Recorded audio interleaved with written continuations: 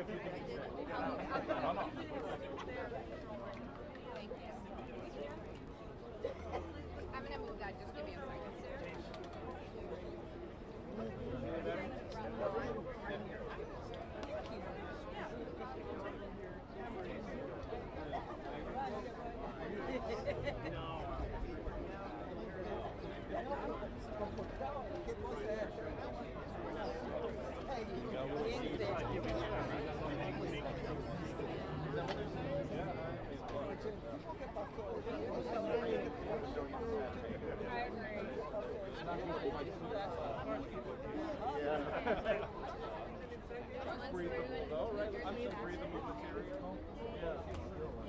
I've got like an Italian roll today, which is not a good choice at all.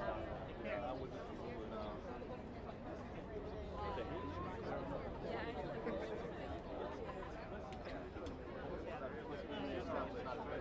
Last summer, 2 summers ago, the big orange, that was wild.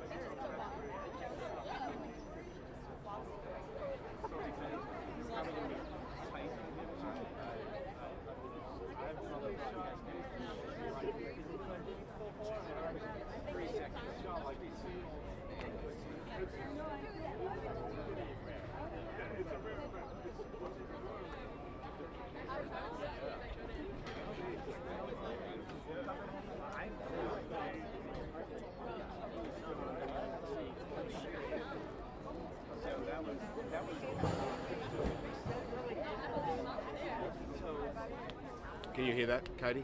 Testing? Yeah. Do you want me to get them all sing a song? We come from the land down under. Yeah, copy. Test, 1, 2. A song? What song do we all know? Which one? Springsteen. The screen door slams. What else? Whose birthday is it today? Anyone's birthday? Okay, tomorrow? Yesterday? This week? Any birthdays? When were you all born? I got one this year. What's yours? Huh? Your birthday? Okay, we've got a gentleman's birthday tomorrow. Ready? Happy birthday to you. Happy birthday to you. Happy birthday, dear Reed. Happy birthday to you. Hip hip. Hooray. Hip hip. Oh, come on. Hip hip. Hooray.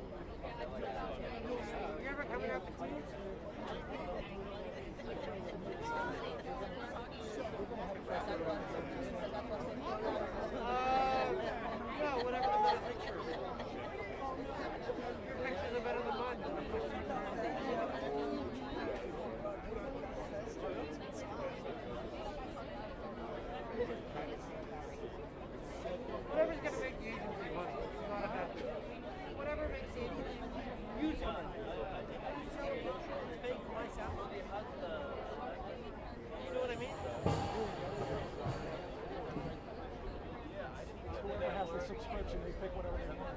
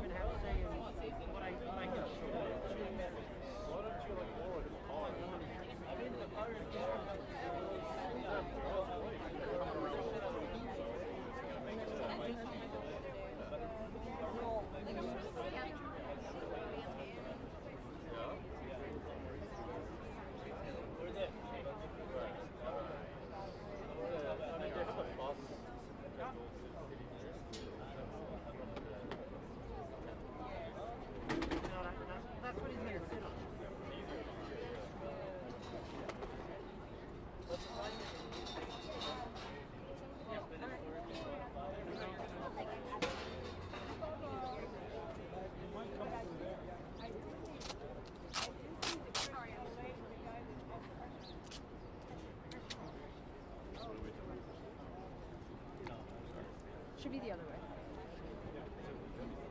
Lift. Photos.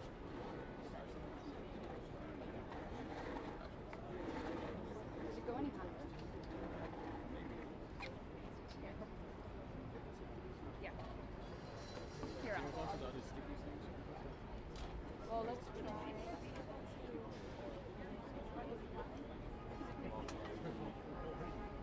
I don't think so. Henry, Yeah. I think the distance to the microphones is okay. Like this. It's not going to be. It's not going to be ideal. Why don't you bring it up a little? I mean, it's RC stand. If you want to tape your sign to it, that's fine. If you want that sort of up front, you know what I'm saying? That fine right here? Can we do it to the side, like to the side? What do you mean to the side of it? Like twist to the side and it's on this side? Sorry. I mean, what you're saying is, right? Yeah, if you really tuck it in, tuck it into that, and we angle everything over. Just making sure everyone's pointed the right way. I think we should point it this way, guys, right? I mean, I'm trying to.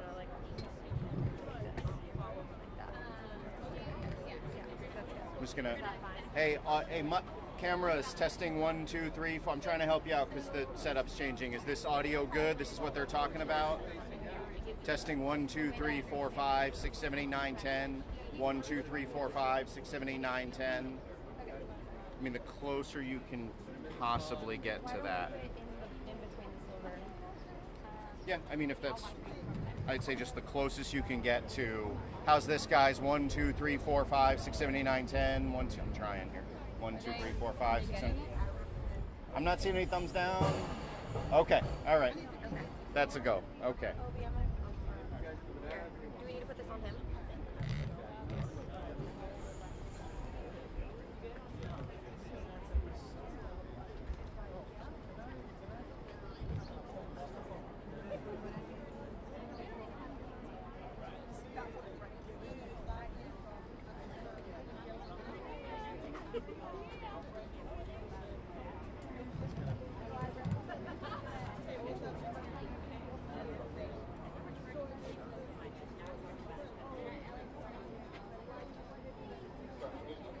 Running the test. Test 1, 2. You guys good?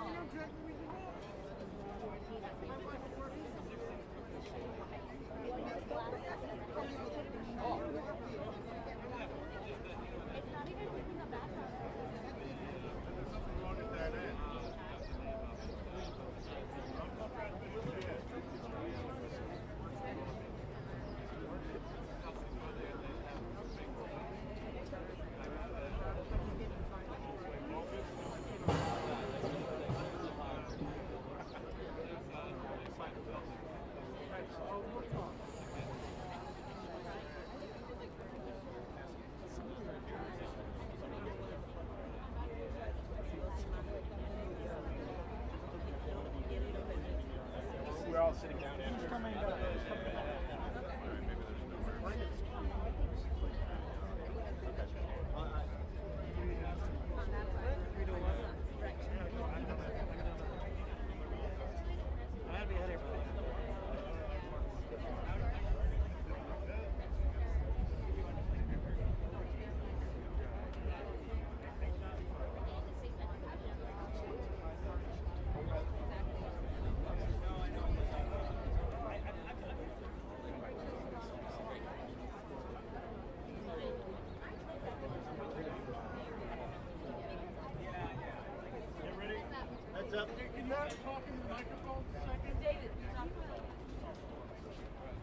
I come from the land down under, where women are proud and men do blunder. That's it. All good? All good? Thank you.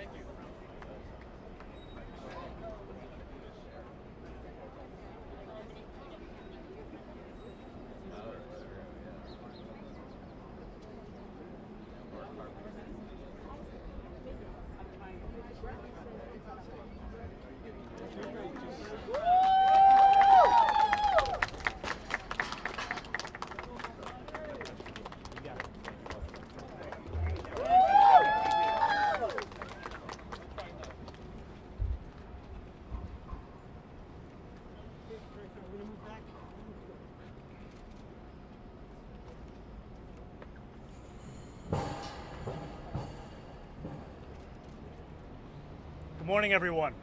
Good morning. Thank you all for being here. Thank you to Nadine from 1199. Thank you to Candace from 32BJ. Thank you to the rank and file union members who have joined us this morning. We are standing in front of Federal Plaza, the very site where New Yorkers are being stolen, whether from their families, their friends, or from the city that they call home. It is at this very site that we understand the cost of this news, that former Governor Cuomo has been conspiring with President Trump about the fate of this city, about the future of this city, about the facts of this race.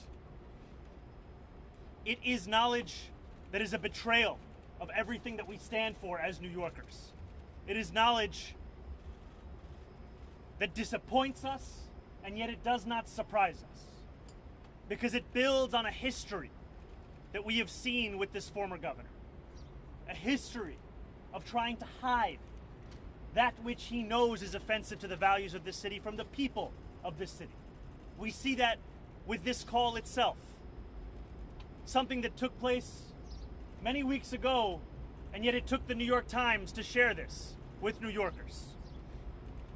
We know that this former governor has very little regard, whether it be for the Democratic Party, the democratic process, or for Democrats themselves, because he would rather look past having been beaten by close to 13 points by a campaign that amassed more votes than any Democratic primary winner in New York City history, to the extent that he would actually have a conversation with the very president who is stealing food from the hungry, who is throwing New Yorkers and Americans from coast to coast off of their health care, and doing so all in service of yet another significant wealth transfer between those who do not have enough in their pocket to those who have more than they know what to do with.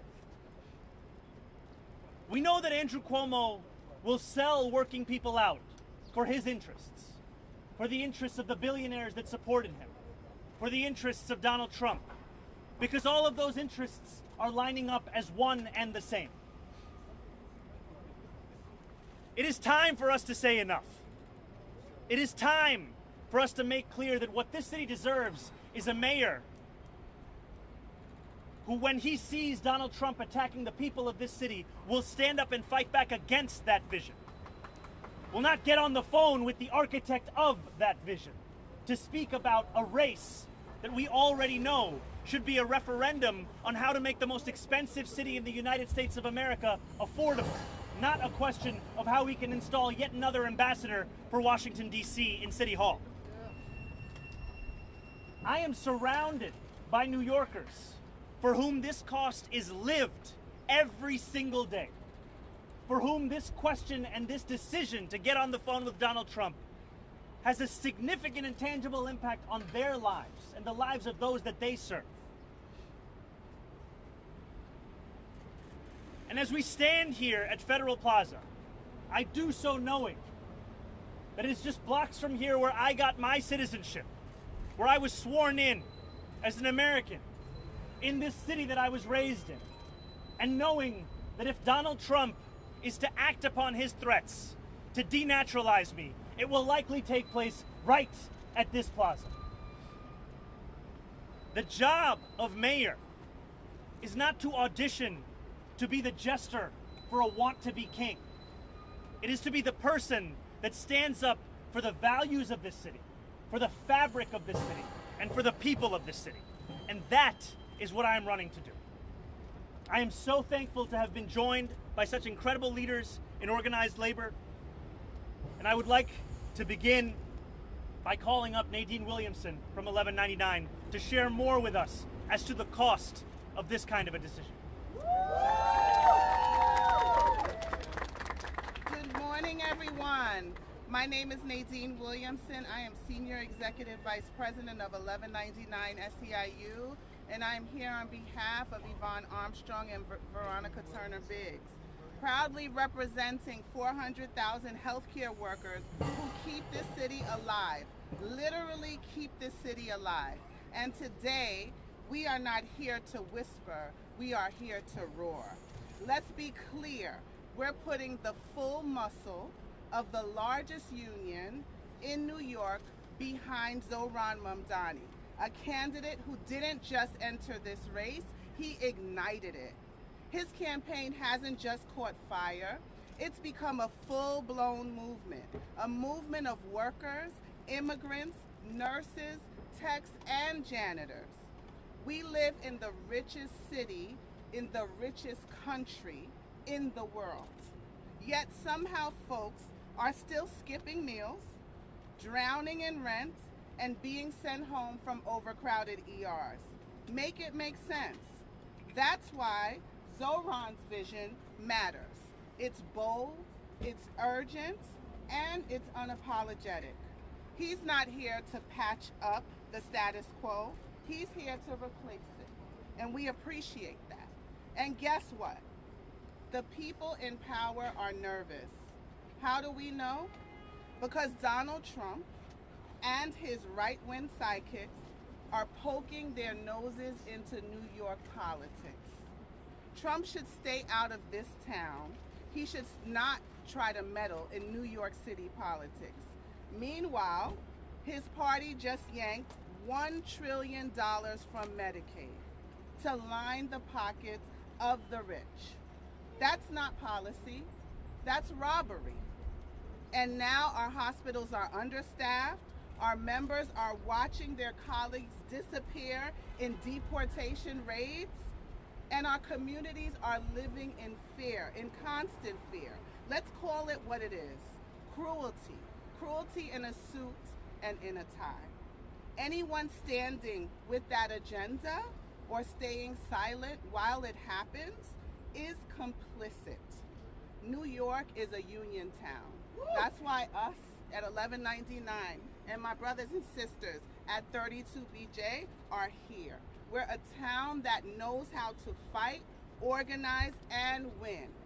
And when we elect Zohran Mamdani as our next mayor, we won't be flipping a seat, we'll be flipping the script. Away from billionaires, away from everything that they're doing now. And we're gonna focus on who built this city and who kept it running every day. Let's make history, let's make noise. Thank you all and have a good day.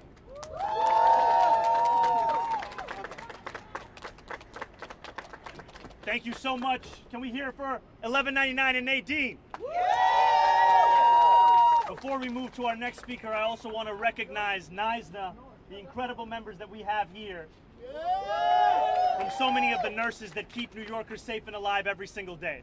And with that, I'm going to pass it over to a dear friend and a leader in our labor movement, Candace from 32BJ. 32BJ! 32BJ! 32BJ! Good afternoon, everyone. I'm Candace Tall, Executive Vice President and Political Director of 32BJ. 32BJ! We are the labor union that represents 90,000 building service workers in New York and 185,000 along the East Coast. That includes security officers who guard our lobbies, cleaners, door people, supers, school custodians, airport workers. Workers who are on the front lines of the affordability crisis facing our city. We're here today because this moment is unique. Our city is under attack by a federal administration and Donald Trump that is unqualified to know what New York City needs. they don't know what's best for our city. A federal administration that gives tax breaks to billionaires, that cuts our healthcare funding, attacks our retirement, rescinds funding for our institutions, and is trying to strip 32BJ workers of the right to exist in this country. An administration that wants to roll back our country's hard-fought-for worker rights protections. Trump is undermining our nation's democracy.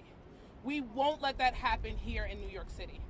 We have sued this administration and have continued to take to the streets to advance a politics that puts actual families and working people first.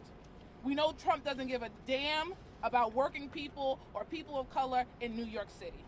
For decades, 32BJ has fought for the city that families can afford. Zohran Mamdani has united and inspired New Yorkers around a positive, optimistic vision for a truly affordable New York City. He is ready and equipped to fight for a city and has made clear that he is ready to stand up against Donald Trump. We thank Zohran for all of his efforts. We support him 100%, and we thank you for convening this effort to show that New York City is not for sale, and we are united against Trump's administration. And we know when we fight, we win. When we fight, we win. When we fight, we win. And now we're going to turn it over to the guy that's going to win because he's a fighter. Thank you. We're going to take on-topic questions, so we'll start with Nick Fandos. Okay, I've got a two-parter here. What do you think Trump could actually do in this race that would help Andrew Cuomo or another candidate? Hasn't necessarily made up his mind. Like, in a city where only 30% of people voted for him, what could he possibly do? And secondarily, if he were to call you, would you take the call? I don't know, and has he called you? I'm interested. Donald Trump has not called me.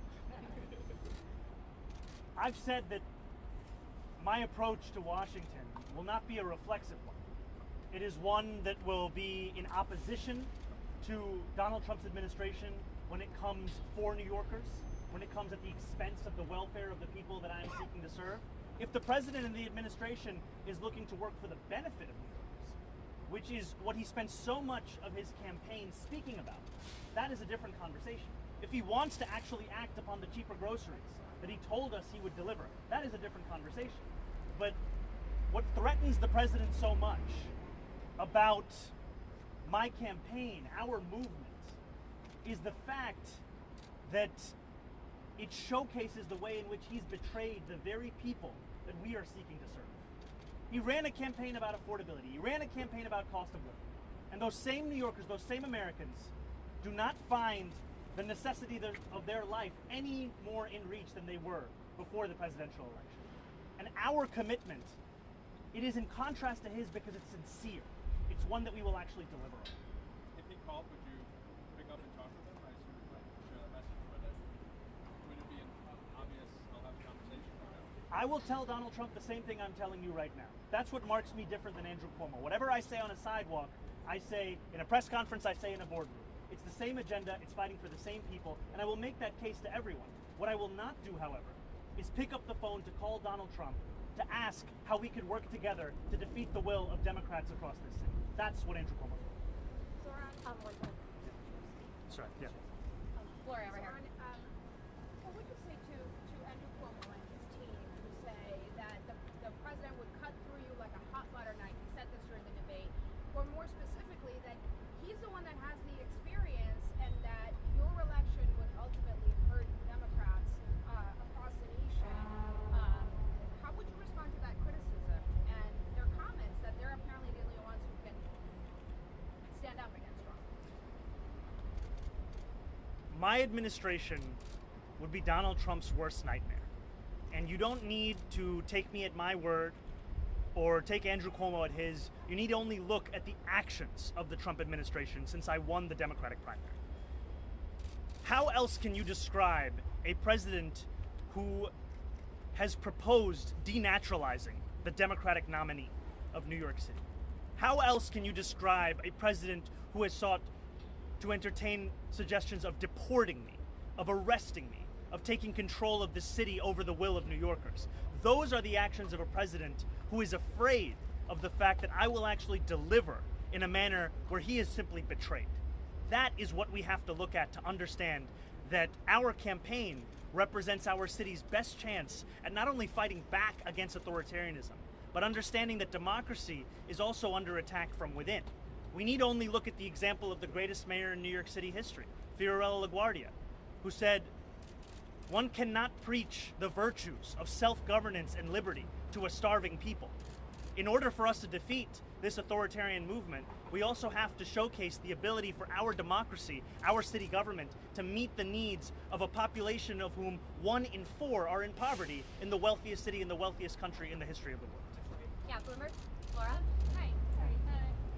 Just to piggyback off Laura's question, what do you say to people who maybe don't have a candidate in the race yet, who are nevertheless worried about the fact that you uniquely might make New York City more of a target for the Trump administration than it already is, and sort of inadvertently draw more attention and more attacks, more harassment, more defunding threats, etc.? What's your response to that, and how could you combat that?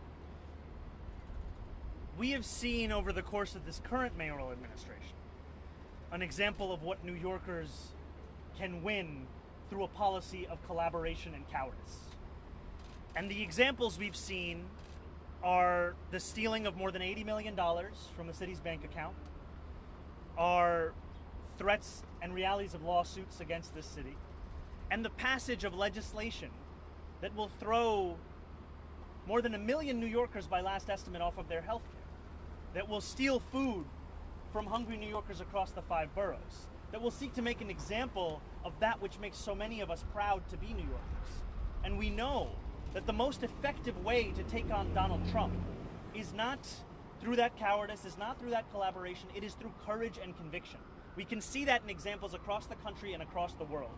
We need only follow that lead and showcase the ability for us to stand up for the very things that we say that we believe in. And that's what our campaign will show. Josie. Hey, how are you? I'm wondering if you think we saw Mayor Adams' seemingly his approval rating tank as he cozied up to Trump. I'm wondering if you think this is good news for your campaign, that seemingly there's potential for collaboration with Cuomo as well. I have thought of this much more through the context of what this means for our city, frankly, than what this means for our chances. We have been confident ever since we won a Democratic primary by close to 13 points, after having been outspent by so many of the very billionaires that supported Donald Trump's return to the White House, all to advance Andrew Cuomo's mayoral campaign. What we are seeing in this moment is an attempt to bring us back to the politics of the past, a politics that, as you've noted, New Yorkers have rejected time and again. New Yorkers do not want a mayor who is working in tandem with the president to subvert the will of the people of this city. We are talking about a president who has not just had that conversation with Andrew Cuomo, but one who is being briefed regularly with polling of this race, and who is asking congresspeople as to what they think would be the best way to defeat our campaign. All of it comes back from the understanding that for Donald Trump, the victory that we would deliver for working class New Yorkers is one that threatens the very basis of so much of his politics. It is a politics of insincerity, it is a politics that we know not to trust, and yet it is a politics that preys upon the despair of so many across this country who are struggling to make ends meet. We'll go to Ethan. I think when it comes to, when you actually get into office, how do you see yourself approaching dealing with Donald Trump? You've had a lot of conversations with people and trying to win them over and bring them into your coalition. Would you try the same approach with him, or something more adversarial? I would make the same case that I make to each and every New Yorker. It is a case where if we can agree on who we're fighting for and what we'll deliver, I'm willing to work with anyone. Yesterday I was with Assemblymember Khalil Anderson in the Rockaways, and we were touring small businesses. And a woman came up to me and she said, "I'm a Republican. Will you speak to me as well?" I said, "Absolutely. This is a campaign for each and every New Yorker." She asked me, "What are you here for?" I said, "I'm here to share our plan to cut fines and fees for small businesses by 50%, to speak about investing tens of millions of dollars into the best teams that are supposed to assist businesses as they navigate through a bureaucracy, and yet only 3% of businesses utilize those services. And I spoke to her about the fact that city government's responsibility is to make life easier for New Yorkers.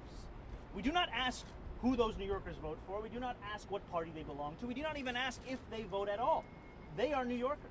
And that is the responsibility that I will hold as a mayor, is to represent each and every one of them. Yeah, Henry? Hi, Zohran. How you doing? With this news, do you need to say to Leader Jeffries, Leader Schumer, Governor Hochul, time to get off the sideline and support me, and to put a button on something, because staff for Governor Hochul and President Trump himself denied this report that they spoke about this campaign? Do you believe both those men are lying? I believe the New York Times over President Trump and Andrew Cuomo. And we've seen as of this morning that they stand by their reporting.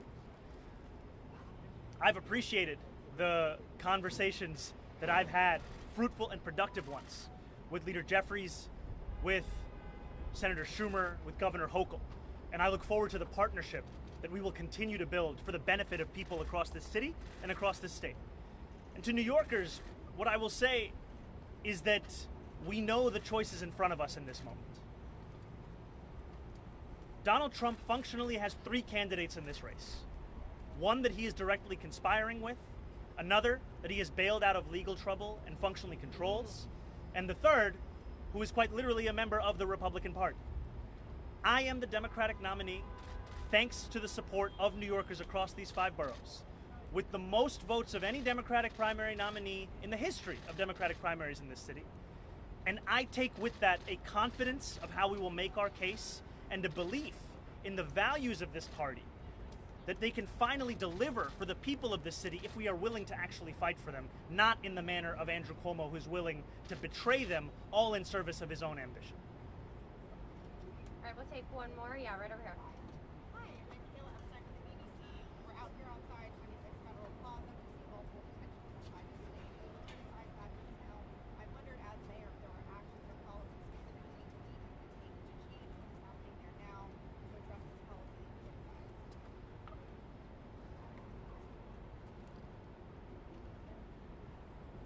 We are standing at the site where New Yorkers have come for regular routine check-ins, thinking it just another that they have to go through, not knowing that they will not see their family again.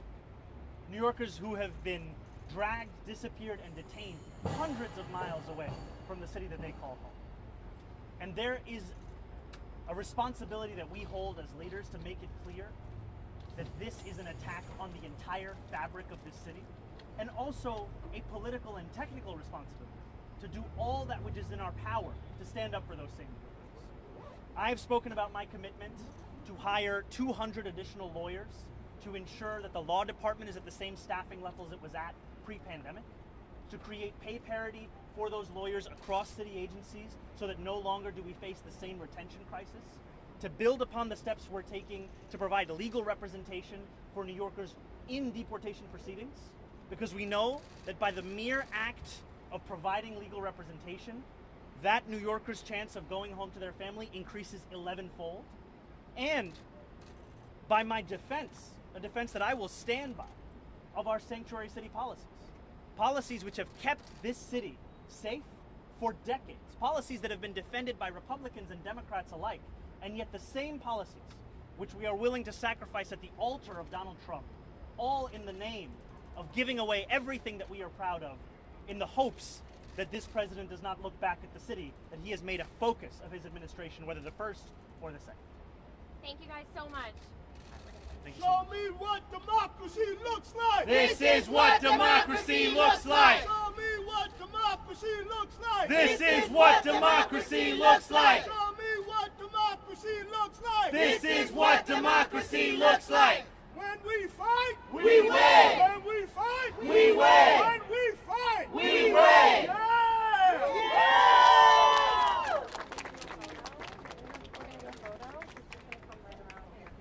Come around here, we're gonna do a photo. Excuse me.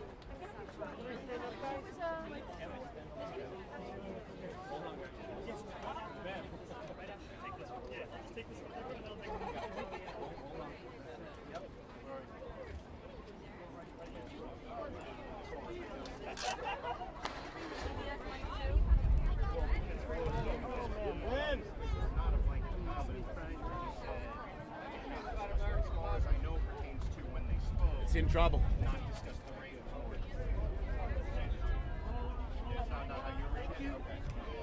Thank you. I'm sure it's the same thing. What's your mind? Want me to get you? As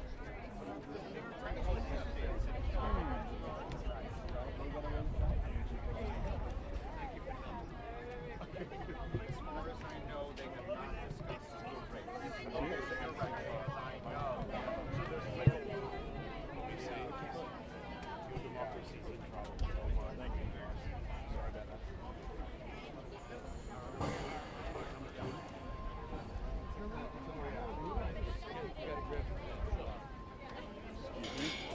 Something already.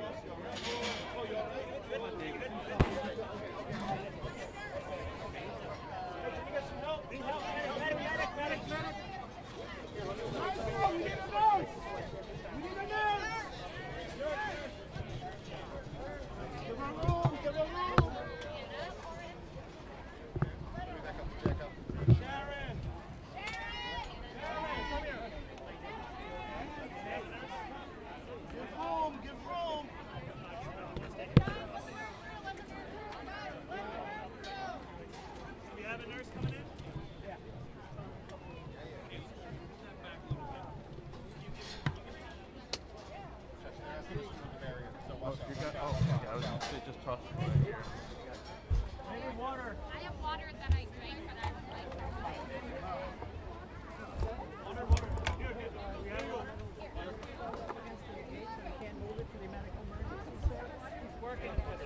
I'll grab anything that I should.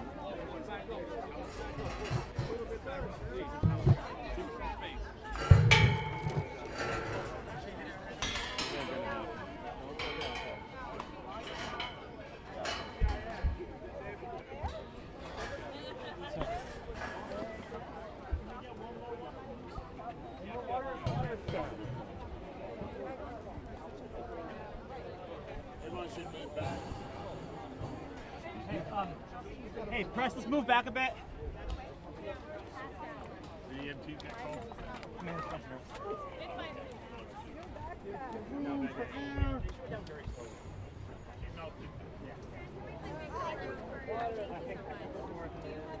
Water. Anybody water?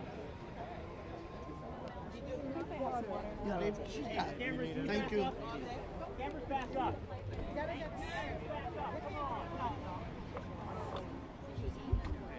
Are you that But we call 911? Yes, she's on the phone. Her name, is she on the phone here? Melissa's on the phone. I think she's on the phone. Okay. Did you say that? Did she hit her head when she fell? She said no. Anybody witness if she hit her head when she fell? She did not. She did not. Sharon, witnesses said she did not. She didn't hear that.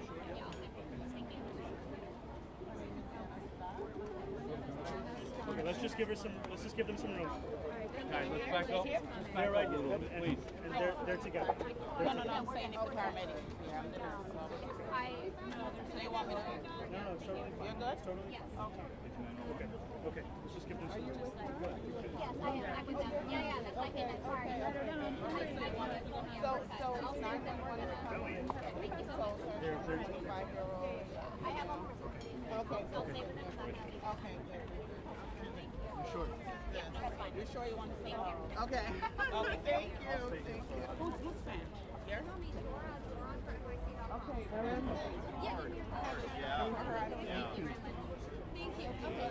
Zohran for NYC. So she, her car, I have it. Yeah, she just got hot. Good? That way I don't like all night and then it's like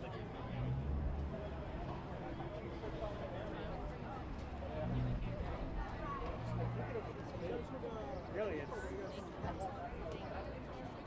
You are. Oh, excellent. Excuse me. Do you leave a mic on the ground? What? Do you leave a mic on the ground? No, I did not. I have my stuff. Thank you.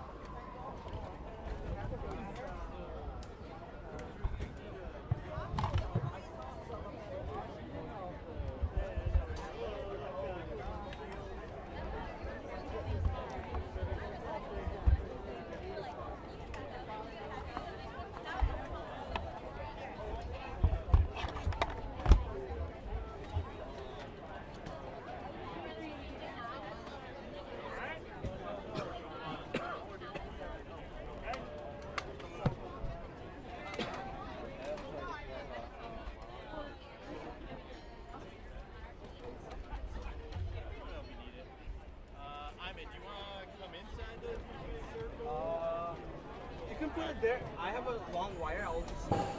Yeah, but you're gonna shoot from there. I don't see any better position. Let me see. Yeah, we have all the cameras are.